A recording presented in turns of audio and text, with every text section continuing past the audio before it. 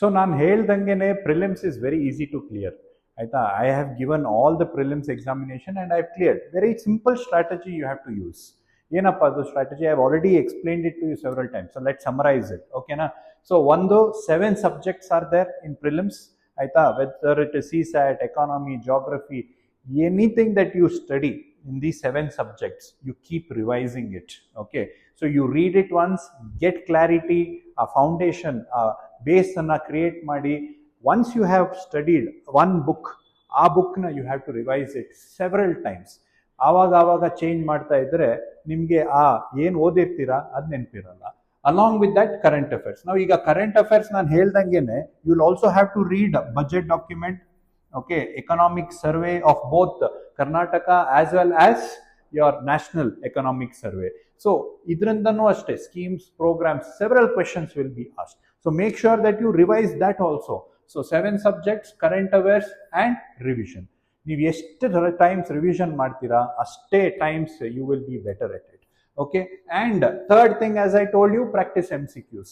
Test ತಗೊಳ್ಳಿ, daily practice ಮಾಡಿ. You have so many sources. ನಿಮ್ಮ ಆನ್ಲೈನ್ ವೆಬ್ಸೈಟಲ್ಲಿ ಇರುತ್ತೆ, ನಮ್ಮ ವೆಬ್ಸೈಟಲ್ಲೂ ಇರುತ್ತೆ. You have question banks, previous year questions. ಎಷ್ಟು MCQ ಸಾಲ್ವ್ ಮಾಡೋಕ್ಕಾಗುತ್ತೆ ಅಷ್ಟು ಸಾಲ್ವ್ ಮಾಡಿ.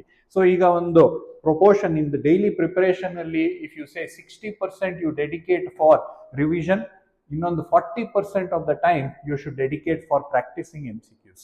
So this strategy if you use and have a positive attitude. ಎಲ್ಲರೂ ಕಷ್ಟಪಡ್ತಾ ಇದ್ದಾರೆ, everybody is reading the same book, then why are some better than the others? ಯಾಕಂದ್ರೆ they are having a positive attitude. Depression ಆದಾಗ they know how to get over it. When they feel scared they know how to get over it. ಅದೇ ರೀತಿ ನೀವು ಕೂಡ build a system, build a technique to make sure that you will be better at what you are doing. Aita positive attitude, because this requires you to have bravery. You need to be sincere, you need to be dedicated. Idella iradbekandre you'll have to have a positive mindset. So have that positive mindset, guys.